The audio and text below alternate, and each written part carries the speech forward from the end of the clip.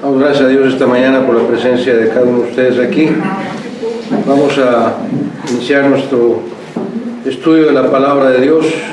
Les invito por favor a apagar su celular o ponerlo en silencio, por favor, para que no nos distraiga de este momento de devoción. Vamos a tener una breve oración.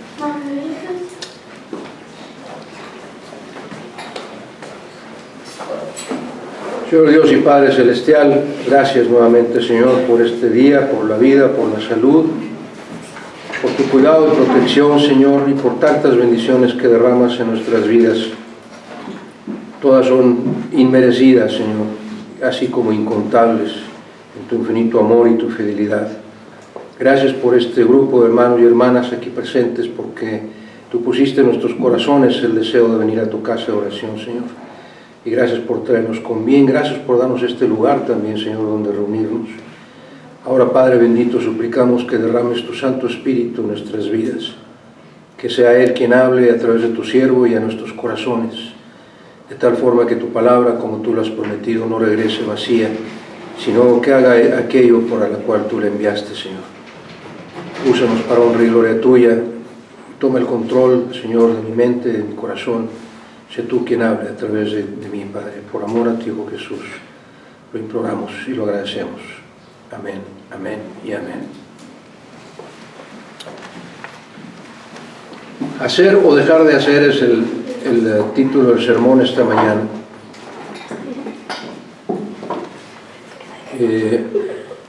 Si me ven parpadear mucho o cerrar el ojo, no les estoy coqueteando.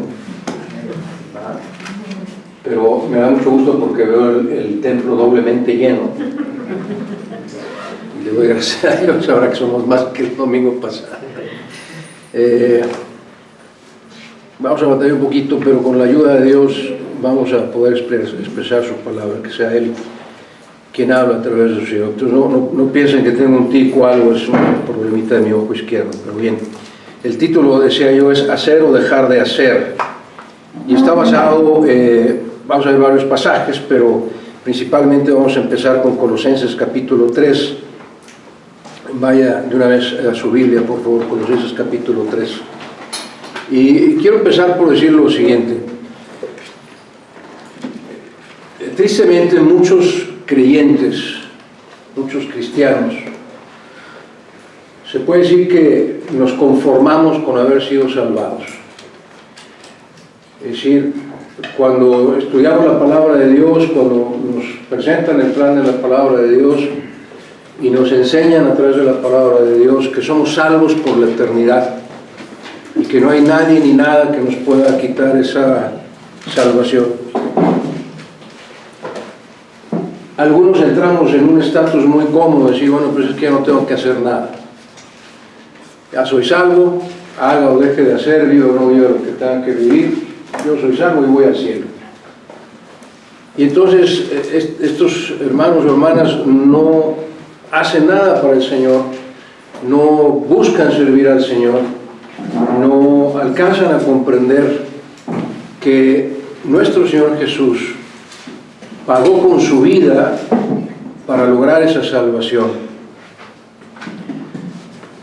Usted y yo, como creyentes, antes de venir a los pies de Cristo, estábamos muertos en nuestros delitos y pecados, dice Efesios capítulo 2, versículo 1.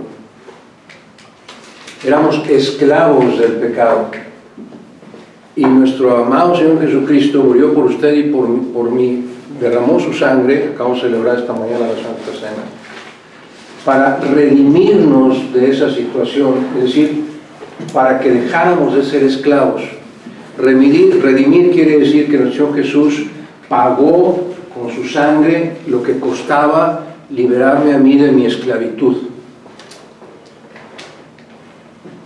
Pagó con su vida para que usted y yo pudiéramos ya no ser esclavos, sino ahora siervos. Y cuando la gente, los creyentes no entienden el sacrificio, el valor de ese sacrificio, no hace nada por el Señor. Yo yo quisiera preguntarme, ¿qué haría usted por alguien, por cualquier persona, cualquier ser humano, que lo ayudara a salir de un problema grave? ¿Qué estaría usted dispuesto a hacer por una persona que lo ayudara a salir de un problema grave? Pues algo, habría que corresponder con esa persona por lo que le ayudó. Y por eso no entiendo cómo nosotros, algunos cristianos, no hacemos nada por nuestro Señor Jesús, quien fue quien nos libertó de la esclavitud para convertirnos en siervos suyos. Y vamos a leer este pasaje para ir entrando en el contexto del mensaje.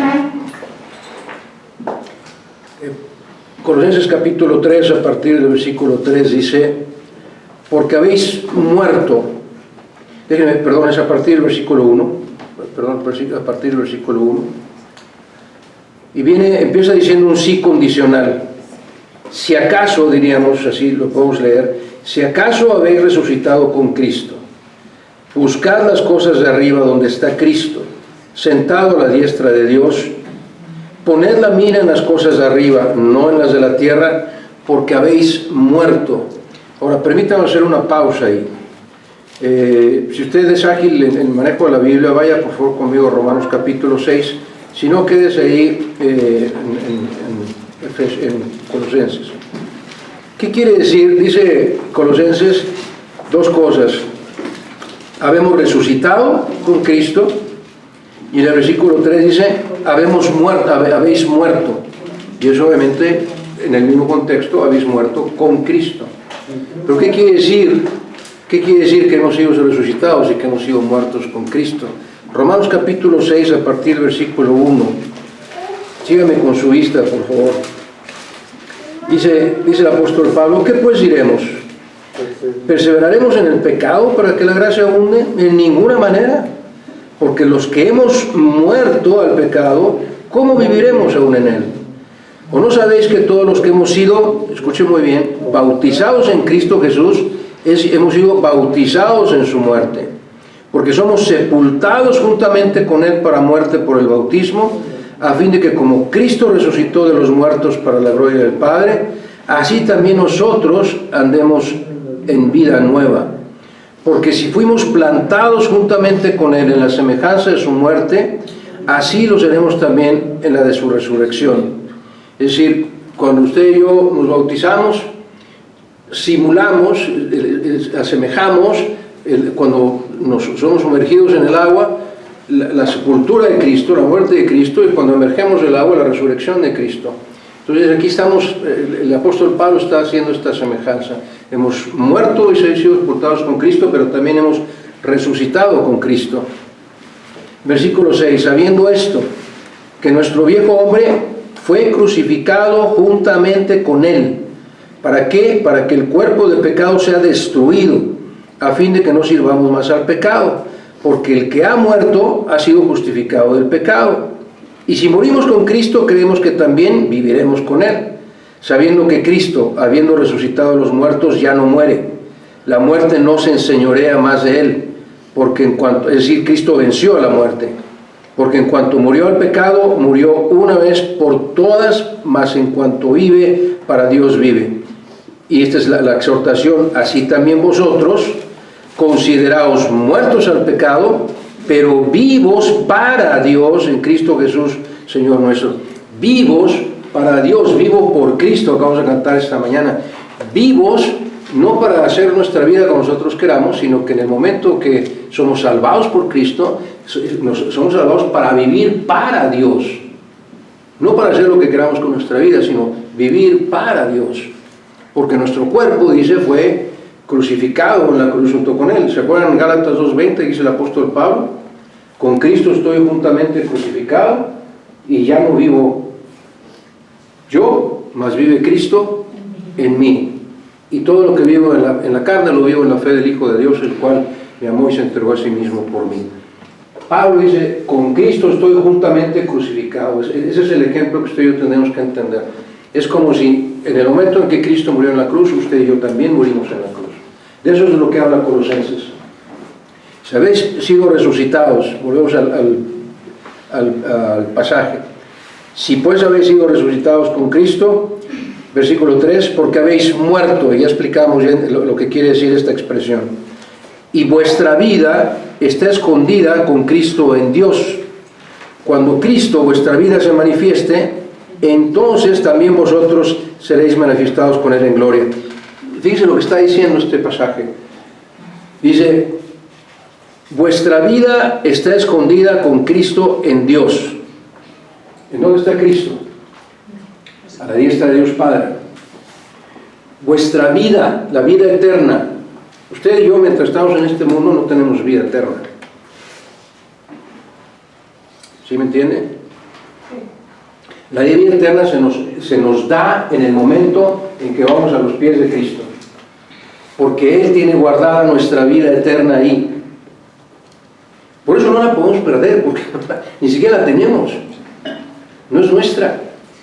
Nos va a ser dada cuando estemos en la presencia de Cristo. Dice, vuestra vida está guardada con Cristo, escondida, dice, escondida con Cristo en Dios.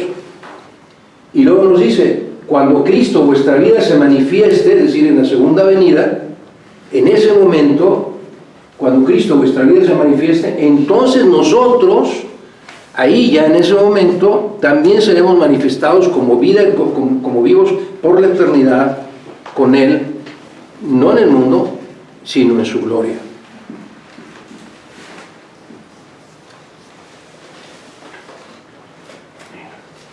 Este pasaje tiene para elaborar mucho más, pero quiero concentrarme en lo que estamos estudiando esta mañana, hacer o dejar hacer.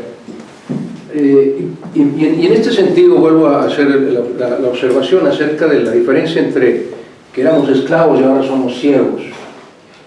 Y hace 2 o 3 domingos prediqué acerca de que somos ciudadanos de Jerusalén, somos ciudadanos del cielo, y tenemos un rey, y ese rey tiene normas y tiene reglas, y al rey los súbditos, los siervos, le sirven al rey. Quiero a ver si podemos entender el concepto, el significado de ser siervo. Ser siervo quiere decir que yo tengo un señor. Ya no soy esclavo. No voy a hacer las cosas por obligación, como esclavo. Voy a hacer las cosas como siervo, por amor a mi Señor. ¿Me está siguiendo? Entonces, si podemos entender un poquito el concepto de siervo, usted y yo tendríamos que levantarnos cada mañana reconociendo a Jesús como nuestro Señor, como nuestro Rey. Usted y yo tendríamos que despertarnos cada mañana sabiendo que somos siervos de Jesús y decir, Señor, mi Señor, ¿qué quieres que haga hoy? ¿Qué quieres que haga hoy por ti? Y el siervo, el verdadero siervo, no se iría a dormir tranquilamente si no terminó todas las tareas que su Señor le encomendó. Porque está para servir a su Señor. Otra vez, no para hacer mi vida como yo quiera, sino para servir a aquel que me libertó de la esclavitud y ahora es mi Señor.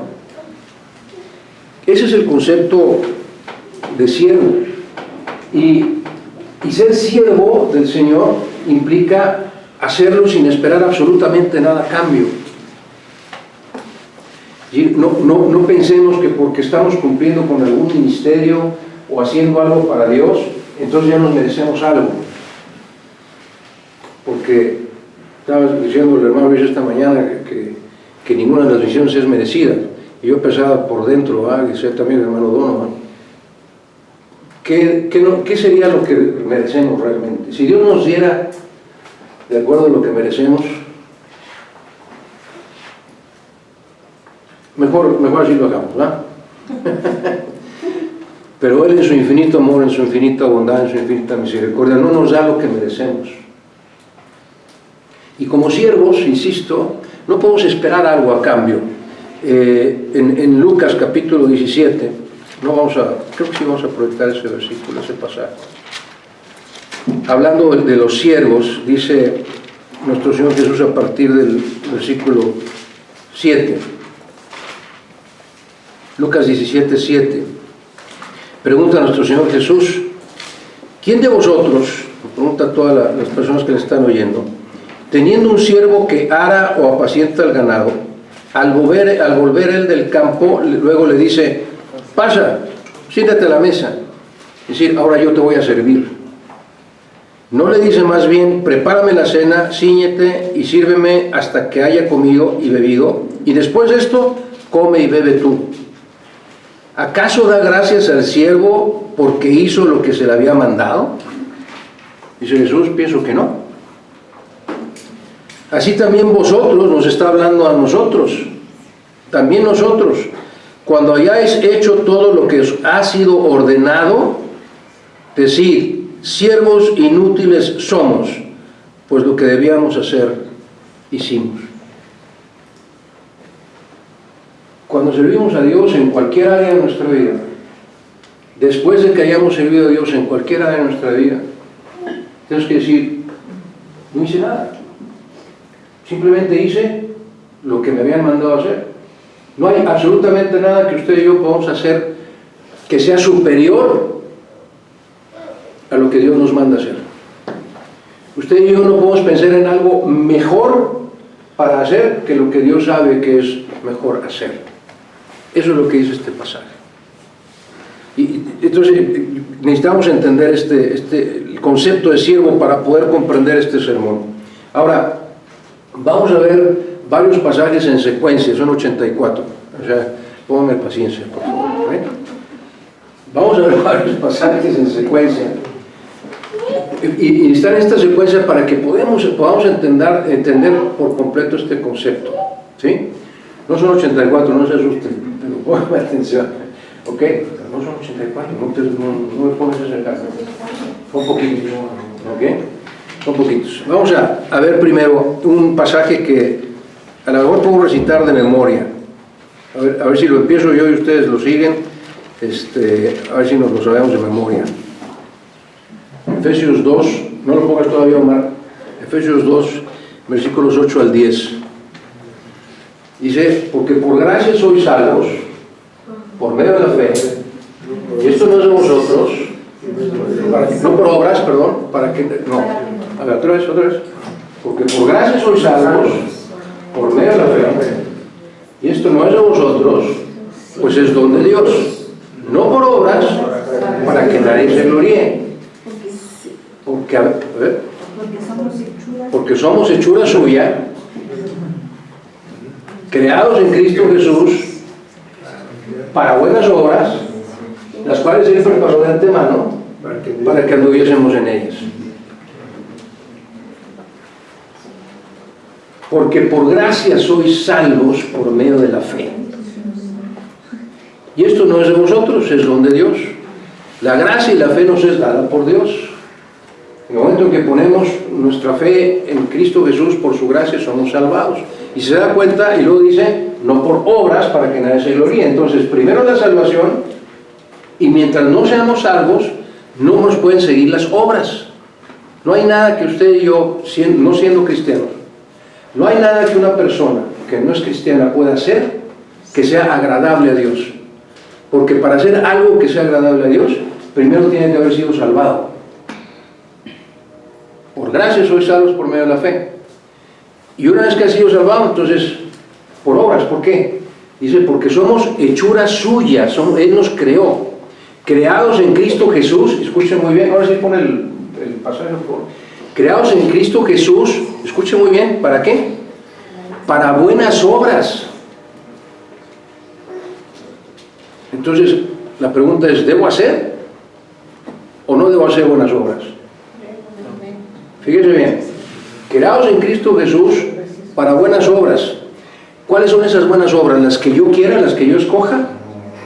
No, las que Él mismo preparó de antemano para que anduviésemos en ella. Y ve el tiempo verbal, anduviésemos, aunque es pasado pretérito, está hablando de una acción continua. Son obras que Dios preparó de antemano para que anduviésemos en ellas. Debe ponerlo en este ejemplo. Imagine usted a Dios en el momento de la creación, en el momento en que nos da vida. En su omnisciencia, Dios sabe, en el momento en que crea cada ser humano, si ese ser humano va a aceptar o va a rechazar a Cristo como su Salvador. Dios es omnisciente. Él ya sabe si usted va a ser salvo o no. Y en ese momento es como si Dios hiciera una lista de todas esas buenas obras que Él espera que usted haga mientras está en el mundo. Es una lista de buenas obras que Dios preparó de antemano para que usted y yo anduviésemos en ellas. Primero la salvación, después las obras. No son buenas obras que usted y yo podamos escoger hacer. Ahora, cuando usted y yo recibimos a Cristo como nuestro Salvador, el Espíritu Santo viene a morar en nuestro interior. ¿Verdad? Entonces, ¿quién es el que hace las buenas obras? ¿Usted o el Espíritu Santo? Es el Espíritu Santo. Otra vez, no hay nada que un ser humano en su conciencia pueda hacer que sea agradable a Dios. Absolutamente nada.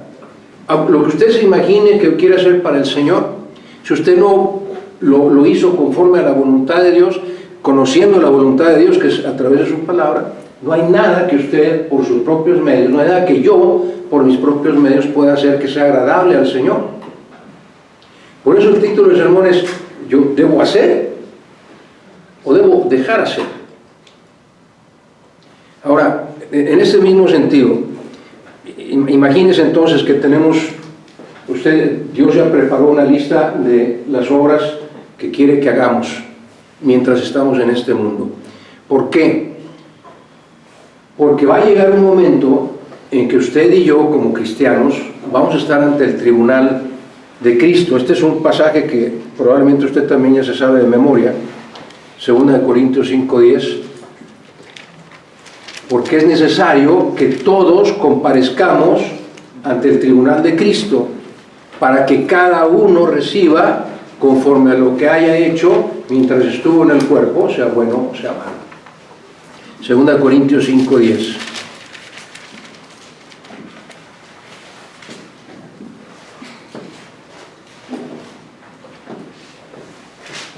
Este pasaje también tiene mucha enseñanza, pero me voy a centrar en el sermón para no desviarnos. Pero básicamente dice: todos vamos a comparecer, todos los cristianos.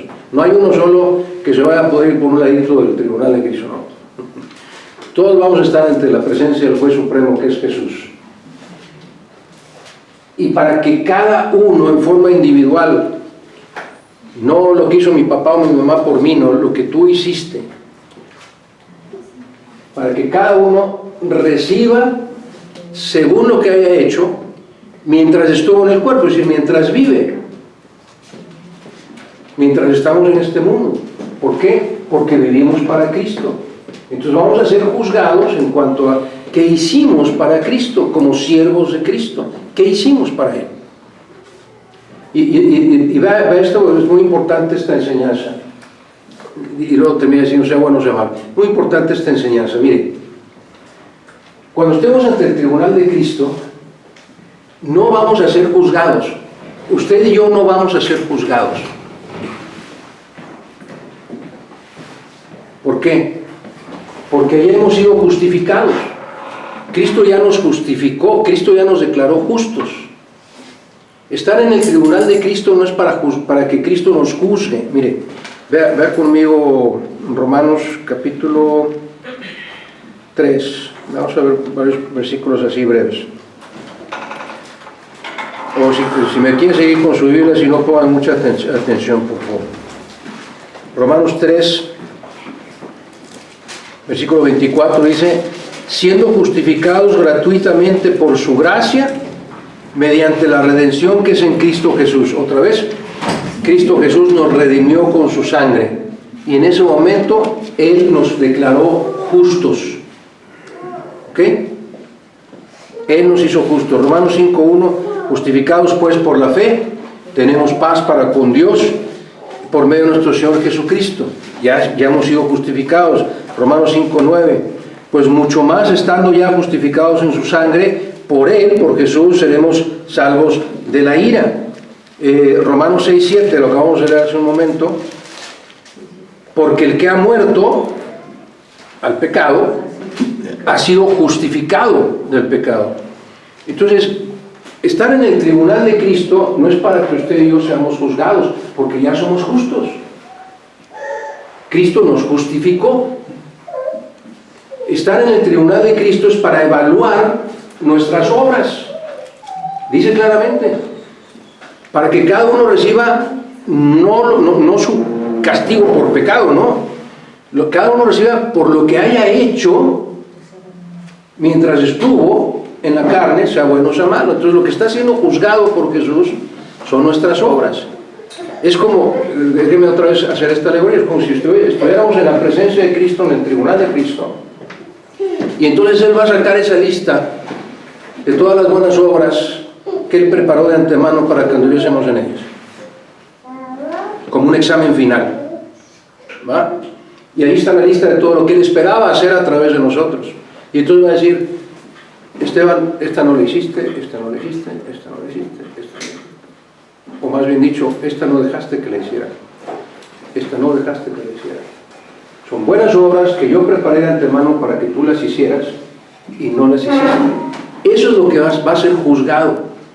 Lo que hayamos hecho mientras estuvimos en el cuerpo, sea bueno o sea malo, como siervos de nuestro Señor. ¿Qué tan preparados estamos para ese examen final? Sería una buena reflexión de este sermón.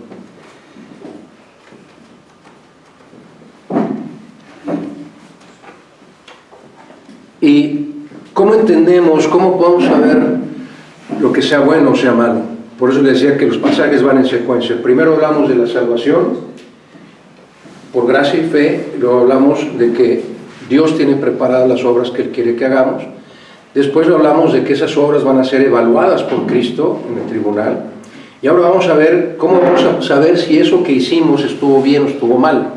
En 1 Corintios, capítulo 3,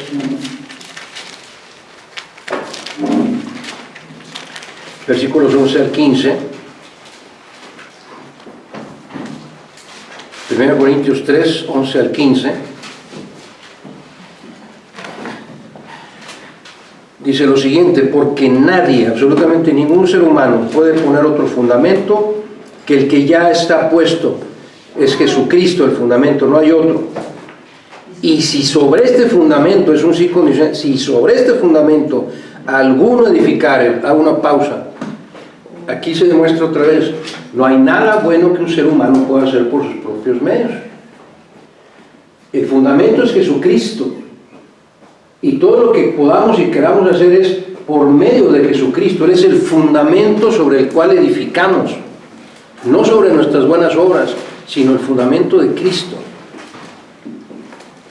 Si sobre este fundamento, sobre Jesucristo, alguno edificare oro, plata, piedras preciosas, madera, heno, hojarasca, esa obra, la que va a ser juzgada en el tribunal de Cristo, se hará manifiesta, porque el día la aclarará, pues por el fuego será revelada, y la obra de cada uno, cual sea, el fuego la probará.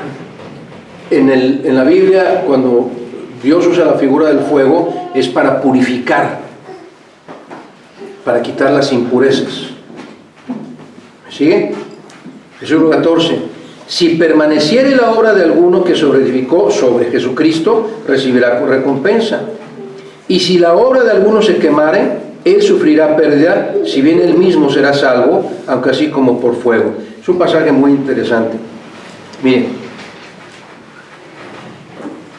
véanlo de esta manera. Cuando estemos en el tribunal de Cristo,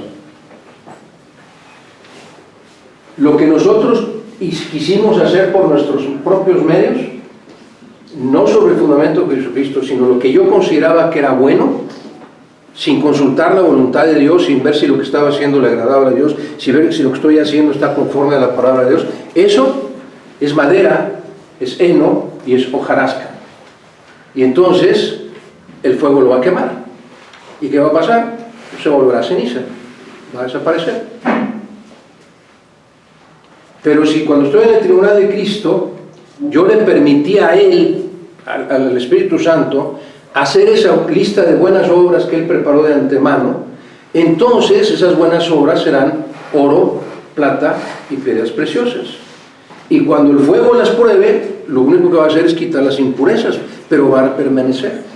Por eso dice, si alguno edificó sobre Jesucristo, su obra va a permanecer, va a recibir recompensa. Esas son buenas obras que Dios preparó de antemano para que anduviésemos en ellas. Pero lo que yo haga por mí mismo es madera, es heno y es hojarasca, es mal y se va a perder en el momento en que el fuego la pruebe.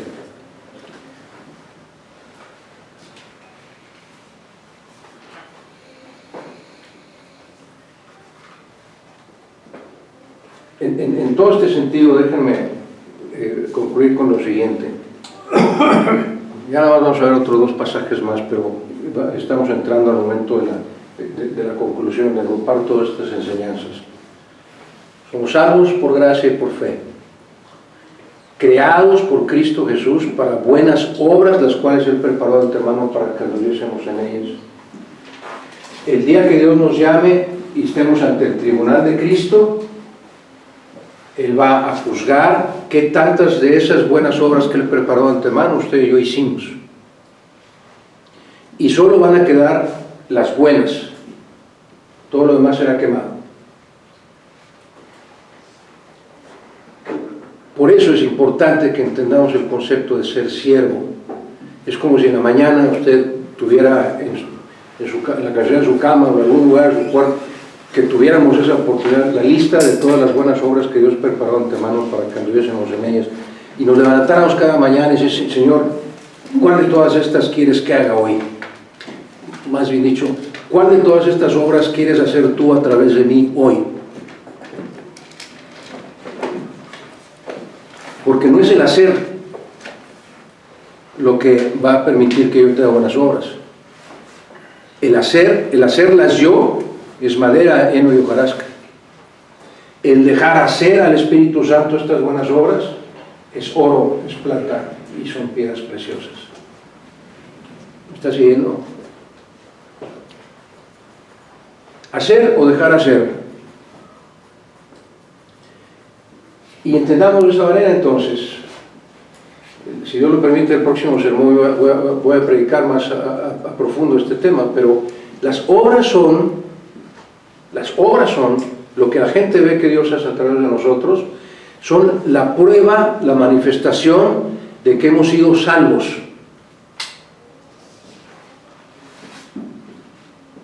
Las obras que hace toda la humanidad, que no son agradables para Dios, que la gente dice, ay, mira qué buena persona era, ay, se murió y era tan bueno. Puede ser aparentemente bueno para otras personas, pero para Dios no es bueno. Ningún ser humano, ni siquiera los creyentes, podemos hacer buenas obras por nuestros propios medios, obras que sean agradables a Dios. Dime, centrarlo en este pasaje, en Hebreos 13, que si Dios lo quiere, ya estamos a punto de llegar ahí para estudiarlo. Hebreos 13,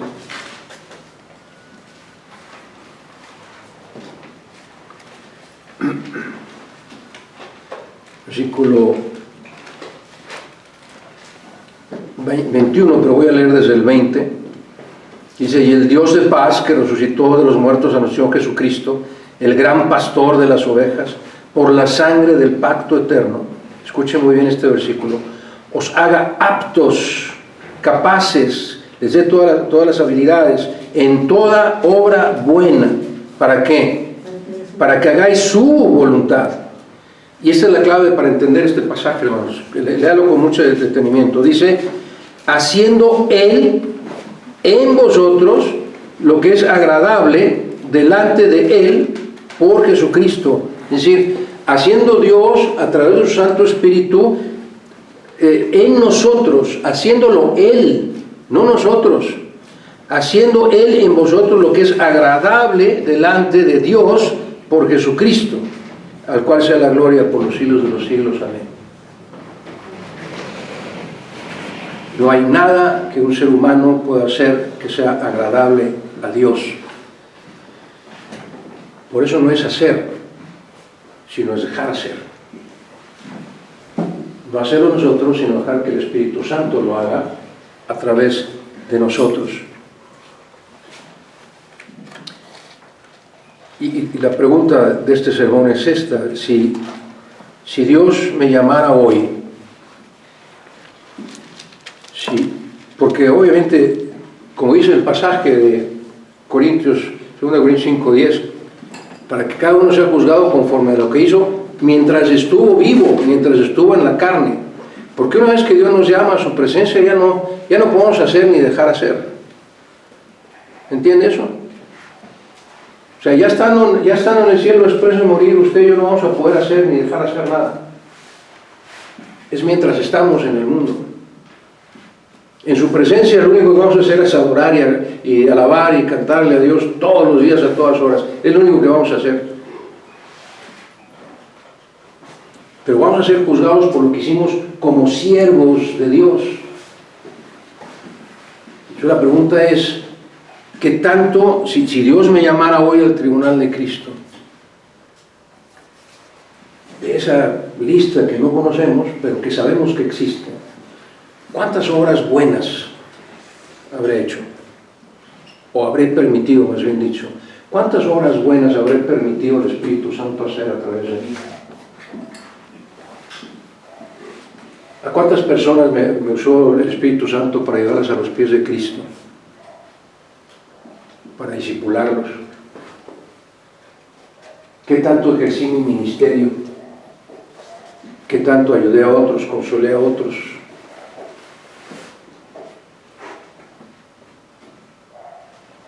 Dice, cierro con este pasaje en 2 Timoteo capítulo 4,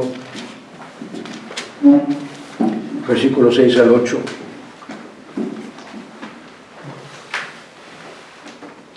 Segundo Timoteo 4, versículos 6 al 8, dice el apóstol Pablo, reconociendo que estaba por morir, dice: pero yo ya estoy para ser sacrificado y el tiempo de mi partida está cercano. He peleado la buena batalla, he acabado la carrera, es decir, cumplió su ministerio, he guardado la fe. Versículo 8, por lo demás, me está guardada la corona de justicia por todas las buenas obras que Dios preparó de antemano para que Pablo anduviera en ellas, que Pablo permitió que el Espíritu Santo hiciera a través de él. Me está guardada la corona de justicia, la cual me dará el Señor justo en aquel día, en el tribunal de Cristo, y no solo a mí, sino también a todos los que aman su venida. Si usted ama la venida de Cristo, usted está anhelando la venida de Cristo, usted está viviendo, sirviendo a Cristo, si cada día entiende usted el concepto de siervo y cada día usted se levanta y reconoce: Jesús es el Señor de mi vida, Jesús es el dueño de todo lo que soy y de todo lo que tengo, y estoy en este mundo única y exclusivamente para servirle y para permitirle que Él haga esas buenas obras que preparó de antemano para que anduviesen ellas. Entonces tal vez usted y yo recibiremos alguna corona después de participar en el tribunal de Cristo. Si no, no. Luego, con esta última frase, lo que debemos hacer, la puedes proyectar. Lo que debemos hacer es dejar hacer al Espíritu Santo a través de nosotros todas las obras que Dios preparó de antemano para que anduviésemos en ellas.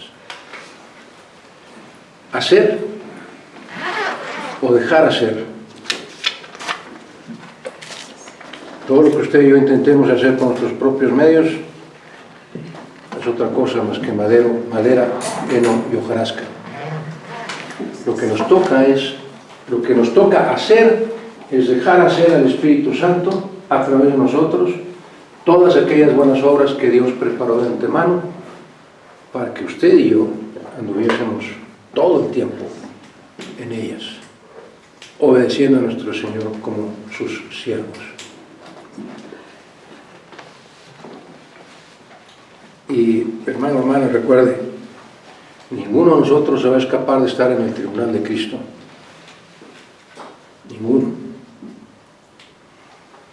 Y en ese momento Él va a sacar la lista.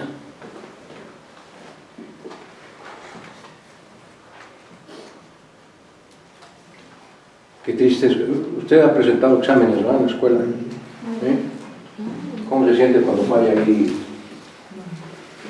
Tache, tache, tache. O mejor que tengamos puras palomitas.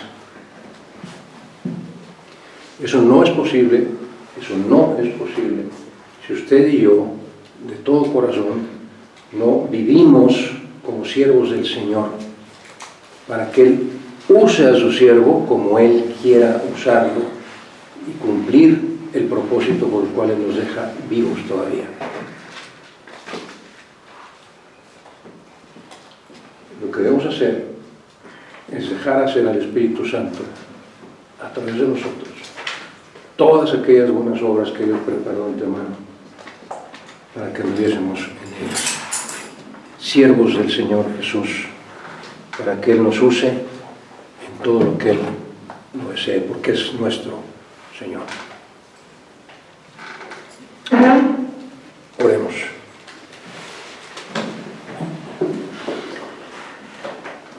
Dios eterno, Padre Santo, gracias. Gracias de todo corazón, Señor, por recordarnos quiénes somos ante ti.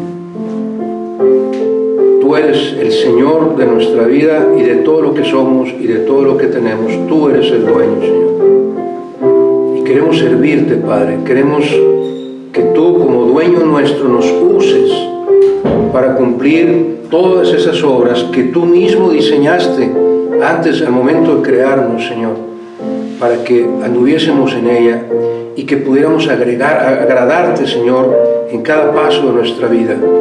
Que tú hagas a través de nosotros tu voluntad. Que siervos tuyos queremos ser, Señor.